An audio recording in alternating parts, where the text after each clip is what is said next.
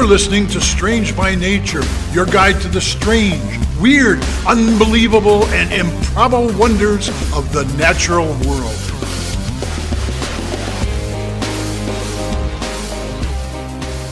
Hello, everyone, and thanks for being here today. I'm Kirk Mona, and joining me are Rachel Gimza and Victoria Thompson.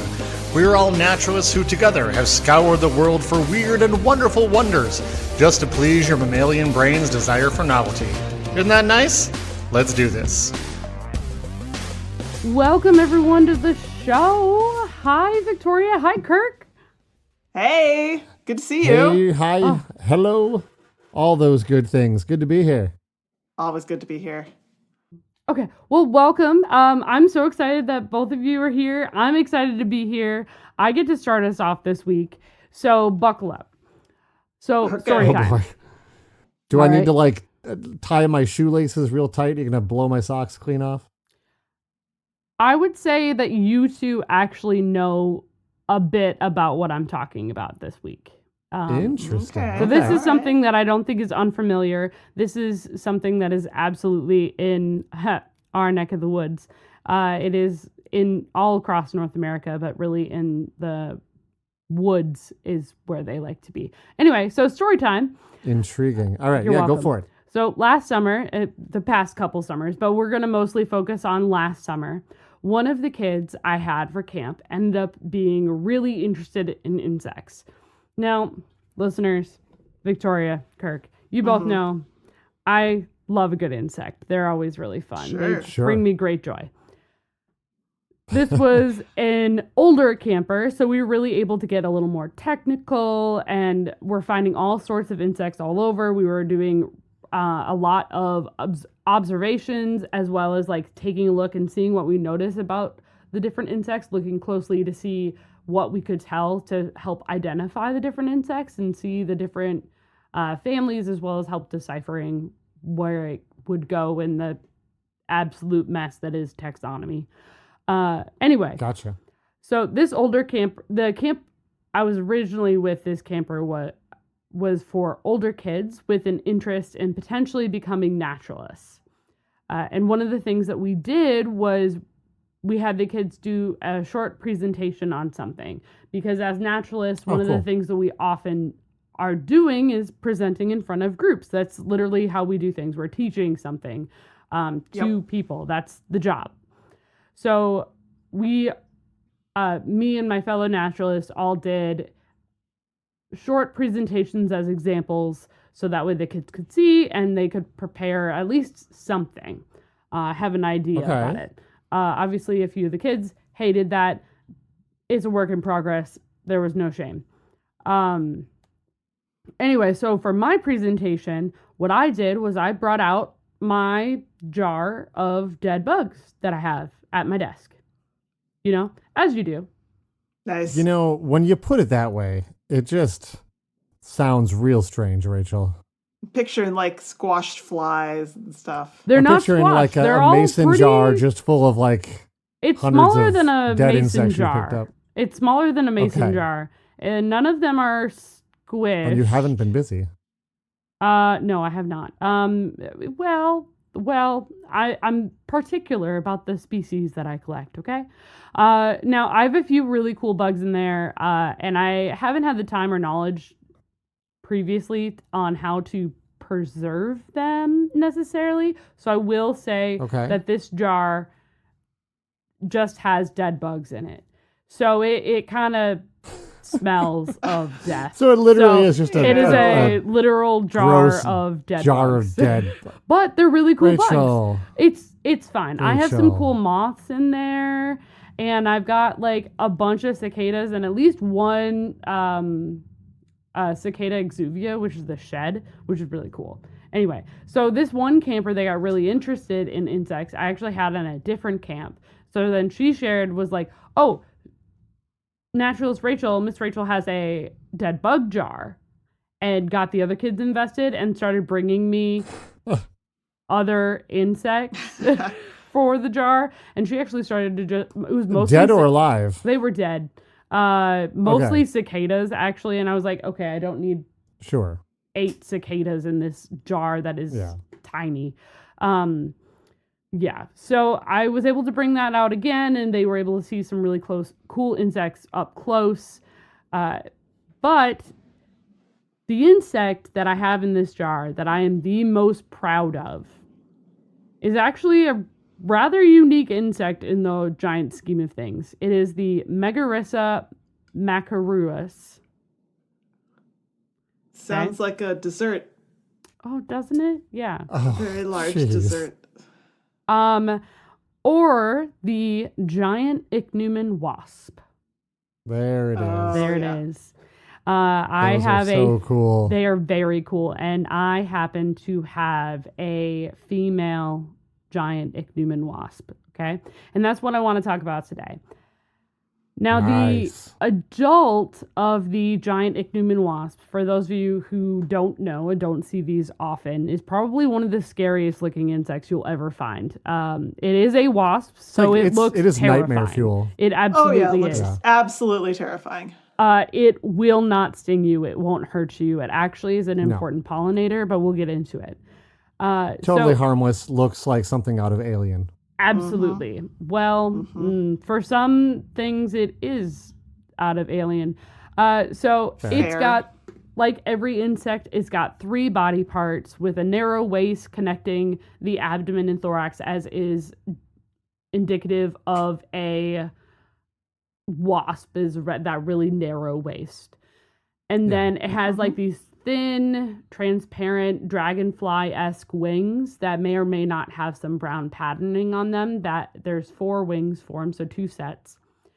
And then their abdomen has what looks like 7 segments, but it's not quite actual segments. It's just a really long abdomen that curves.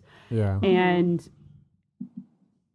it's really long and thin, and the abdomen itself actually It's doubles really long. the size of the insect, and the female is the really Yeah. big one.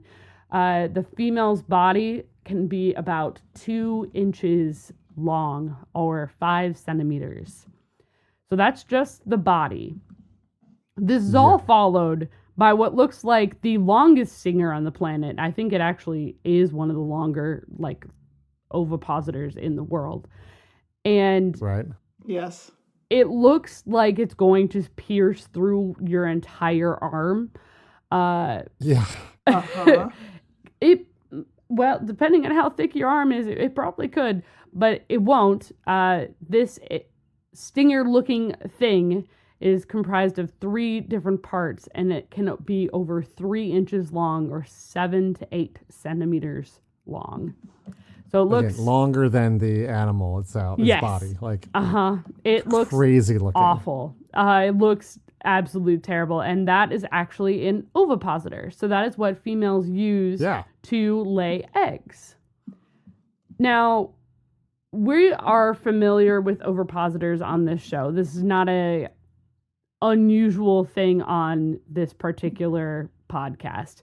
However, the female is able, with those antennae, she's able to feel the vibrations of the larva of the wood-boring insects inside the tree. So she can That's sense just That is the amazing. vibrations So As- crazy. through the tree with her antenna.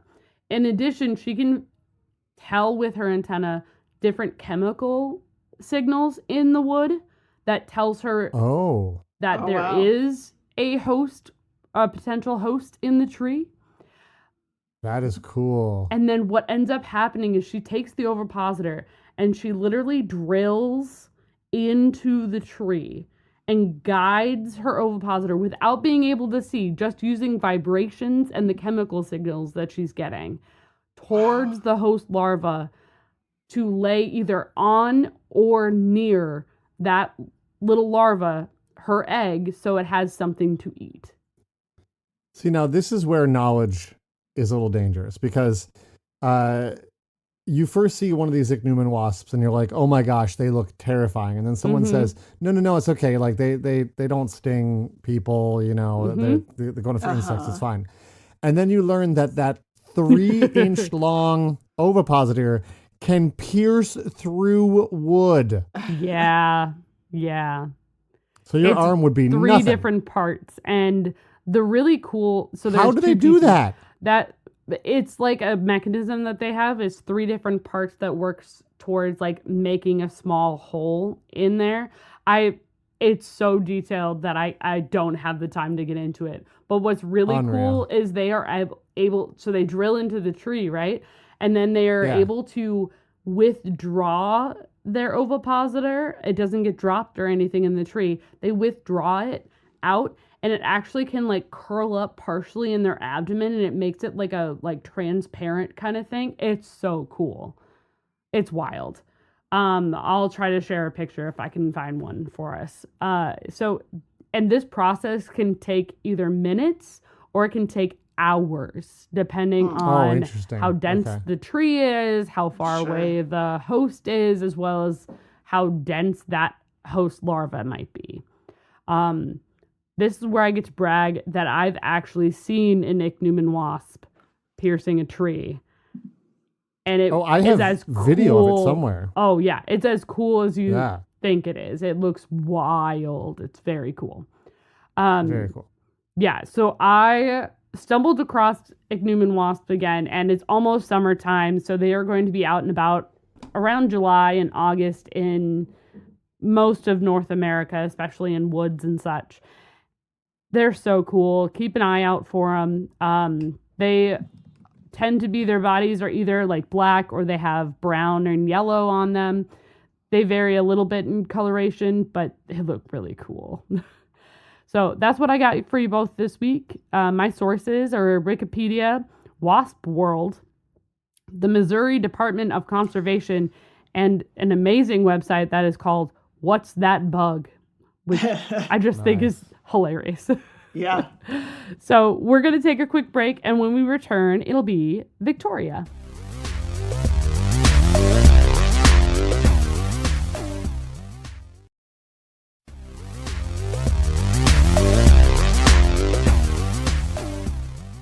All right. We're back.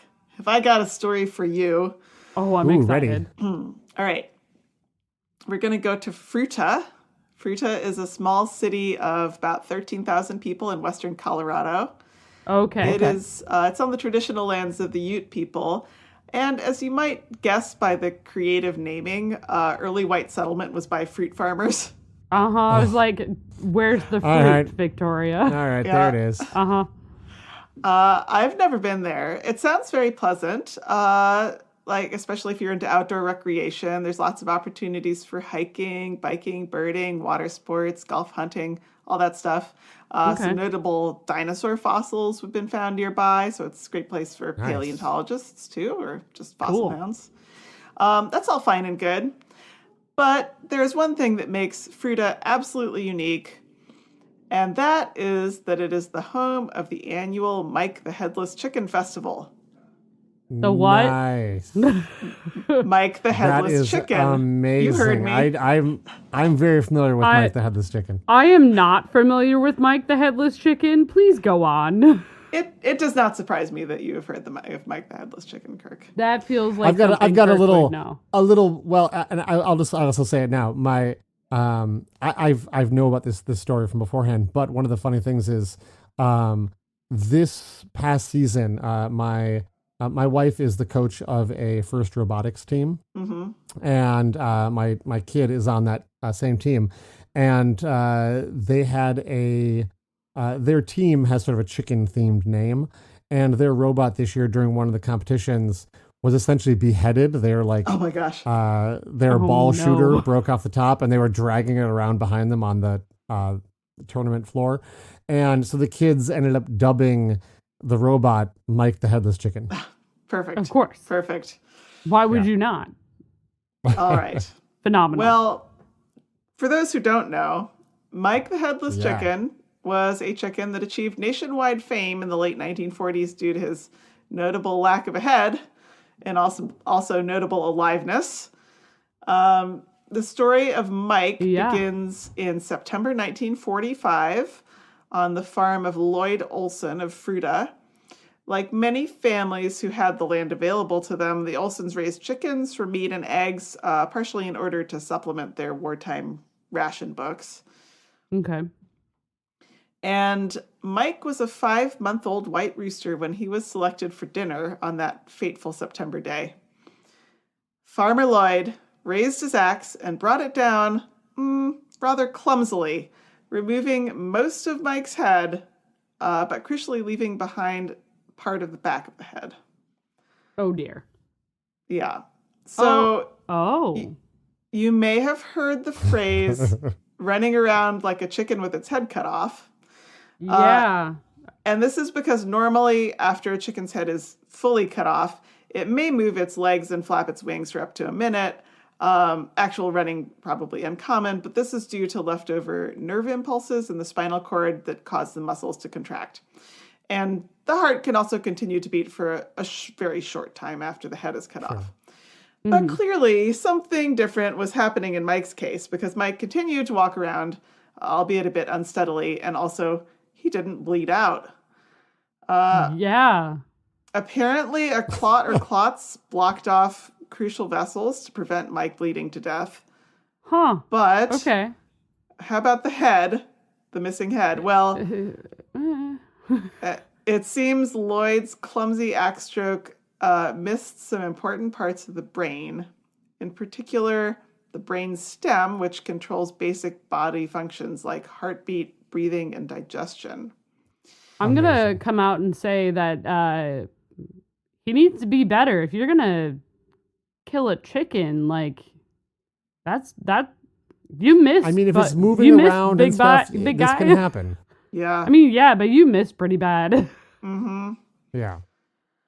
It also seems likely, since Mike was still able to walk around with some coordination, that his cerebellum was also spared, or at least most of it.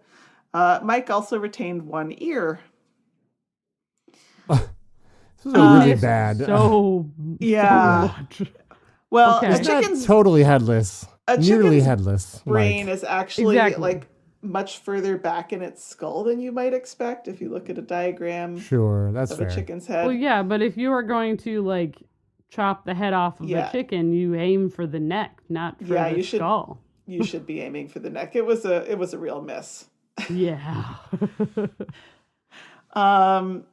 So yeah, with the skull being farther back than it is, like a lot of the front of a chicken's face is beak and sinus cavities and stuff, and not brain.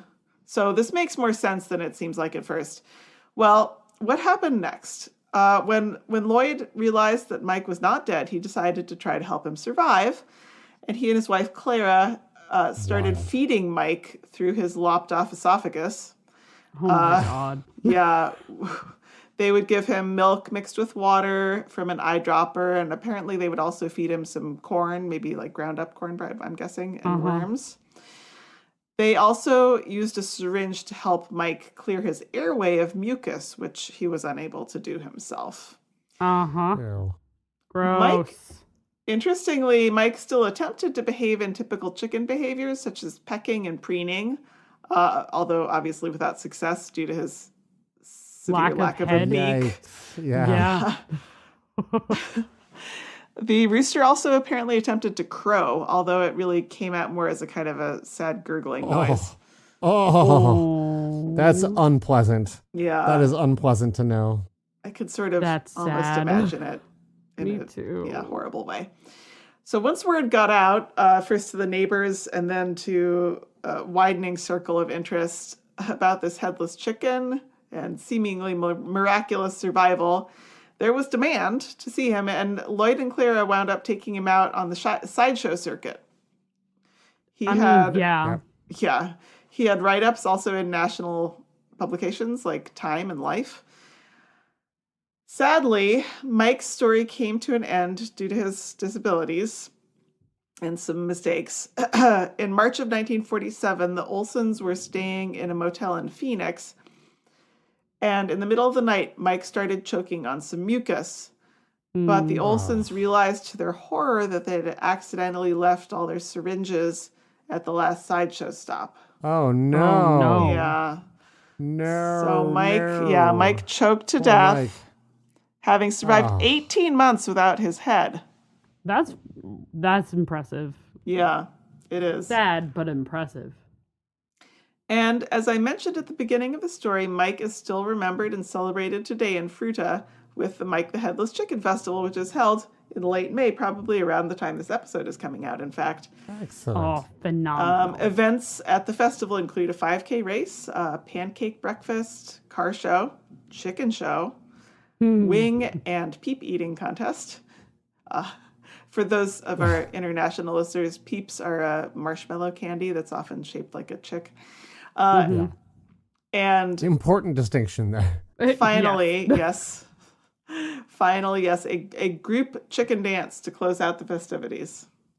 Phenomenal. What a great way to go.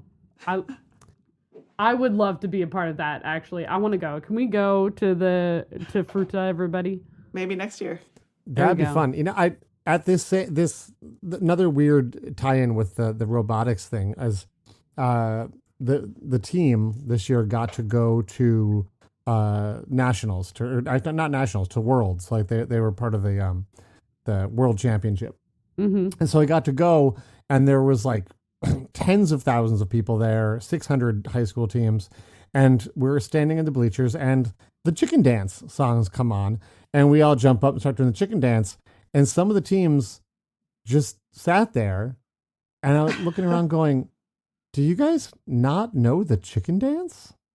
And I can understand maybe some international teams might not know the chicken dance. Sure. But Right. there was like local teams to the U.S. that didn't know it.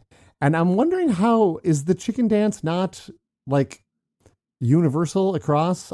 Listeners, here's what I need to do. I think Let me younger know, listeners, it's starting, or younger folks, it's starting to go out of fashion. not become a thing. Yeah. Write in contact@strangebynaturepodcast.com or comment on it's like the Podbean app. Like, let us know. Do you know what the chicken dance is? Without Or is Googling this- it. Yeah. Or Yes. is this a mystery? I want to know, and I want to poll our audience. Do you know what the chicken dance is? And if not, you're like, what on earth are you talking about? Answer the question, and then you can Google it if you don't know. Yeah. Yeah. If we get, let's see, what's a good number? If Oh we my get gosh. 30 comments, we'll all get together and We will Record do a 30 video overall, of we will us. do a chicken dance. We'll do Yeah. a video The chicken of dance. us doing the chicken dance. There you go. But All right. we need 30 people to write in and let us know, do you know what the chicken dance is? Do you have that where you are? I'm excited. This is Well, going to be so Get ready good. for that video. Mike, to just wrap things up here, Mike is a testament to the amazing ability of animals to survive what might be considered a life-ending injury, and is a scientific curiosity. I got information this week from Wikipedia, from an article in Live Science, and from the website of Mike the Headless Chicken Festival, which is MikeTheHeadlessChicken.org, in case you want to check it out. Amazing. I love that. We are going to take a break, and when we come back, it'll be Kirk. Yay!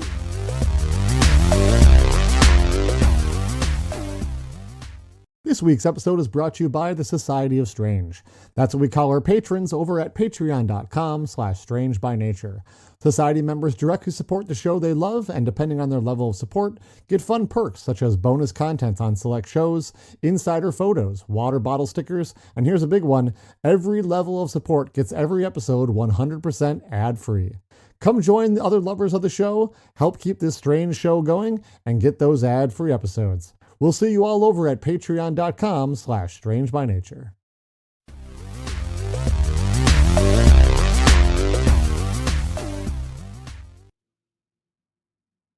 Hey everyone, welcome back to the show.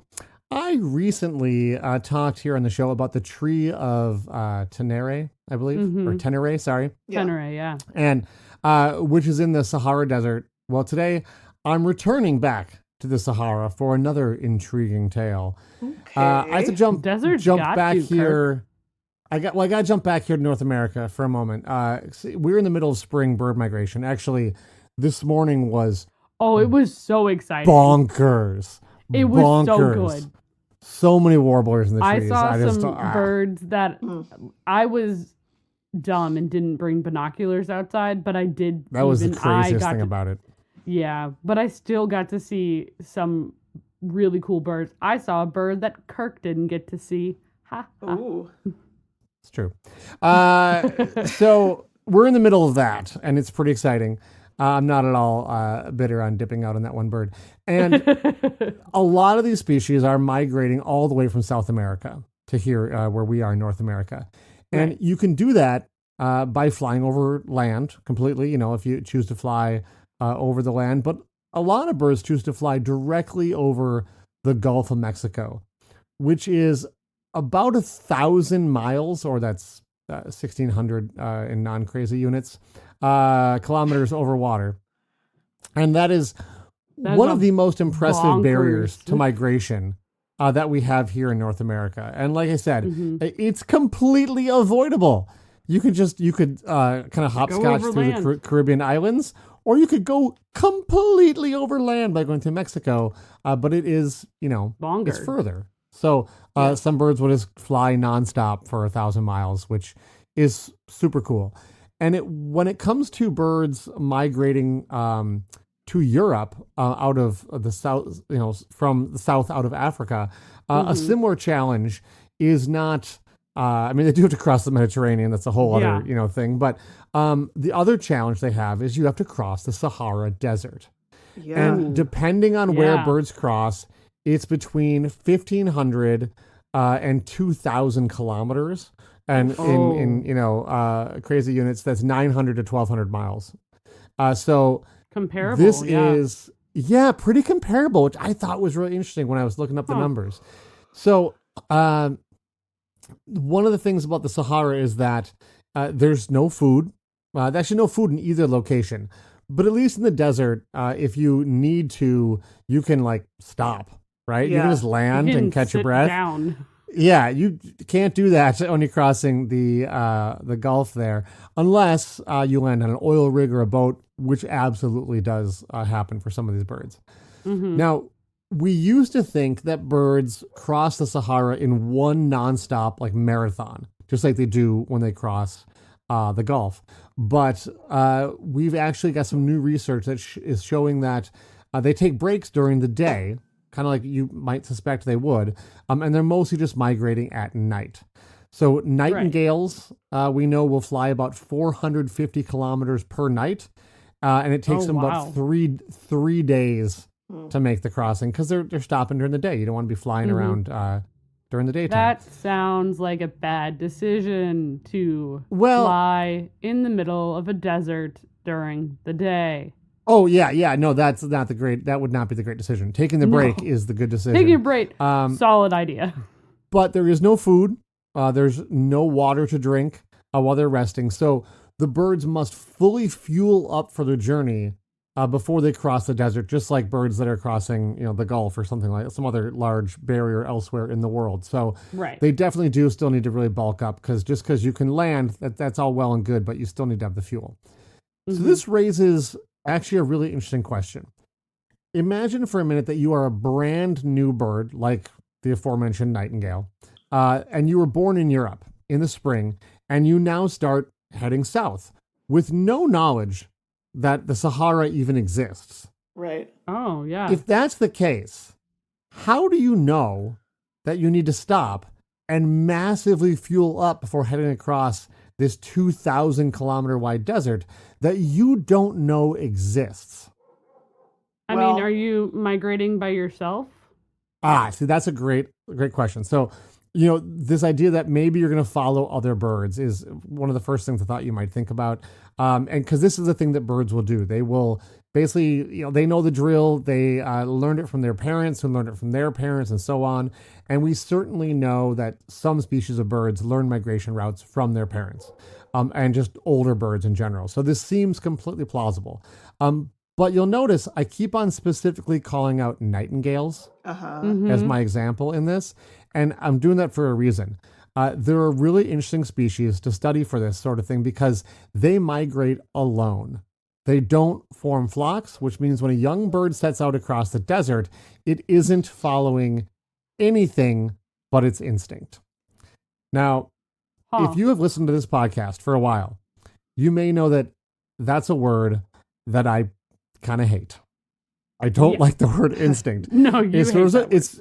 It serves a function, and that function is to be intellectually lazy. If we don't understand how an animal does something, we just kind of wave our hands and say, oh, it's instinct, as though that absolves us from any obligation to explain it or do any kind of inquiry. Sure. It means that they are not learning how to do the thing, but the implication may be that the knowledge is just like innate and ununderstandable, which is frankly nonsense. Like there is some way they are doing this. Well, luckily, a team of researchers in Sweden agree with me. And so this week I want to talk about their research with nightingales crossing the Sahara Desert. Okay. All right. So this research team, was composed of Thorad Fransson of the Swedish Museum of Natural History in Stockholm and his colleagues. And they suspected that there was a very interesting environmental clue that was telling nightingales to stop and fatten up before crossing the desert. And that seems pretty reasonable, right? So you start seeing sand, maybe? Yeah, well, I mean, during a typical migration, just like your average bird might add about 20% to their total body weight in fat reserves to deal with just moving a lot, right? But before crossing the desert, the nightingales binge even more heavily and they double their body weight. Oh, wow. And so something has to be triggering this behavior. So what the team did is they captured young nightingales that were about to set off on migration for the first time, and they gave these birds access to food and measured how much they ate and how much weight they put on. Now, keep in mind this research was done in Sweden. Sure. And they wanted to mimic one specific condition found in Egypt. There's lots of things they could have chosen, right? Like they could have chosen the height of the sun, right? Or the amount of sunlight, like how long the day was. They could have looked at smells or landmarks, positions of the moon or the stars. There's a lot of variables to consider that are different between Sweden and Egypt. Wind. Yeah. Yeah, right? Like there's many things, and we know that birds pay attention to all these things, so it could have been any of them. In this case, the variable they chose to change, however, was the magnetic field of the Earth. Oh. Well, that's, Okay.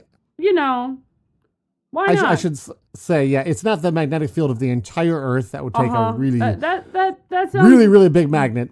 That would be a little hard to change. Yeah, we would have noticed. We would have noticed here if they had changed the magnetic field of the Earth. They chose to change the captive bird's perception of the magnetic field of the Earth.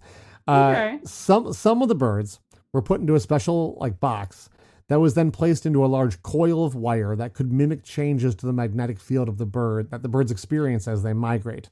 Half the birds were used as a control in this experiment. They're kept in, essentially the same boxes with access to the same food, but the magnetic field was not changed for them, and so they felt like they were still in Sweden.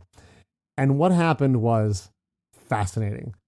For the birds that were in this altered, magnetic field, they experienced what wild birds would if they went for a 6-day trip through northern Egypt, hopping to 4 different locations. And the birds that perceived they were in the magnetic fields of Egypt gained 3 grams of weight, while the control birds that felt they were still in Sweden only gained 1 gram of weight. So that kind of corresponds with what we would expect to see in terms of birds that are fattening up just to kind of leave Sweden, or birds that were fattening up because they're about to cross a giant desert. And, that may not seem like a huge change, but the birds, that thought they were about to cross the desert gained 3 times more weight, and these birds only weigh about 20 grams total. So it's not very much. Yeah. Now, like any good research, this one actually just raises new questions. One we should always ask is, does it show what we think it shows? So will birds respond to any change in a magnetic field? Like, were they responding to thinking they were in Egypt, or would making them think they went north or east or west? Would that work too? That's something that could be pretty easily be tested. And this team actually, this study's a little bit older. They have gone on to test a whole lot of factors, since this. Awesome. But assuming this is actually Yeah, assuming this is actually the birds responding to thinking they're in northern Egypt, then it actually brings up a question of, okay, but like, how do they know the magnetic field has changed? And how does that make them eat more? We don't just want to chalk it up to like instinct again, right? So more tests. Where can they sense the magnetic field of the earth? Exactly. More tests need to be done. We've talked about that on the show, even some of the things that have been done about can the birds actually, they think some birds can see magnetic fields with their eyes. Some of them are sensing it maybe in their beak. Like there's a number of different ways, and it may not be universal for all birds in terms of how they experience the magnetic fields. But we really need to understand more how animals sense magnetic fields, how those fields can trigger behavioral and physiological changes. This is actually a strange and active field of research that I'm sure we're going to talk about on the show a whole bunch more as other examples come up, because this is definitely a ripe area for some really cool studies. If you think about it in big picture, we live on a giant magnet. And so it should be no surprise that many animals that live here and have lived here for a long, long, long time would come to use magnetic fields to inform their view of the world. Now, the study I cited was in the journal Nature back in 2001, and it was called Magnetic Cues Trigger Extensive Refueling. And I will say, like I mentioned earlier, the same team of researchers has continued their study over the years and have refined their ideas. So if you're curious about this, there are many more studies from the same group, and they continue to this day to explore this idea about how magnetic fields are affecting birds feeding and crossing the Sahara Desert. That's awesome. Cool. Yeah. That's Thanks, what I have Kirk. for you. And it brings us to the end of our show. Oh. I know, but I got great news. There are 275 shows previous to this that you can binge if you've missed them. And That's true. perhaps even better, we'll be back next week. Yes, we will. Oh, yeah. Bye-bye. Bye. Bye. Thanks everyone for listening to today's show. Be sure to subscribe. New episodes drop every Wednesday, and we love sharing this strange world with all our listeners. If you would be so kind as to leave us a 5-star rating and review wherever you get your podcasts, that would be great. It lets other lovers of the strange discover the show. You can reach us by searching for Strange by Nature Podcast on Instagram, Facebook, and Blue Sky. You can send us an email as well. Our address is contact@strangebynaturepodcast.com.